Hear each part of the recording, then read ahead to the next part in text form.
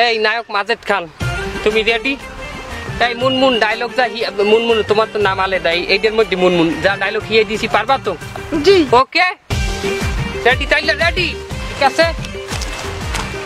Light, camera, action. সাগর, তুমি আমাকে বিয়ে করবে কিভাবে? আমার বাবা তো খুব রাগী। মুনমুন, তুমি কোনো চিন্তা করবে না, আমি এদেশের বিখ্যাত নায়ক মাজেদ খান।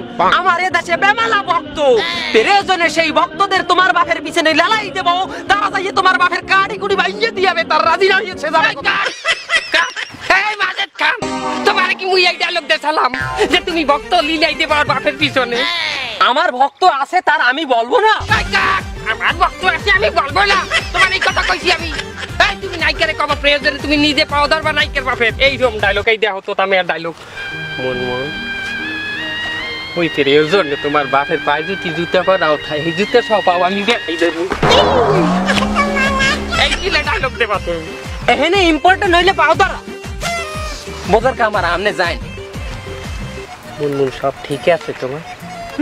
ভালো করি অভিনয় করলে প্রয়োজনে পরে কথা হবে। তাই ঠিক করি করো, অ্যাকশন। মুনমুন, তুমি কোনো চিন্তা করবে না, আমি এদেশের বিখ্যাত নায়ক মাজেদ খান, এদেশে মোর বেমালা ভক্ত। প্রয়োজনে আমার ভক্ত তোমার বাহের কাছে পাঠাই দেবো, হেরা যাইয়ে পাও জড়াই ধরবে, তার রাজি না হইছে। এই তুমি আবার ভক্ত প্রয়োজনে ভক্ত দিয়ে পাও ধরাবা তুমি, মানে আমি বল। আপনি কি মনে করেন আমি এদেশের বিখ্যাত নায়ক? আমি ভক্তকে সামনে যদি ওর বাহের পাও ধরি আমার মানিজ্য থাকে? আমি পাও ধরতে পারবো না, আমি সিনেমাতেও পাও ধরতে পারবো না। আপনি আমার আরো 10 কোটি টাকা দিলেও আমি পারবো না। তাই এতো তারে মুনমুন আমি এই কাট, এই টেক পরে হবে, অন ড্যান্সের টেক নিমু। আবার বুঝছি গাউডুর নায়ক দিয়ে হবে।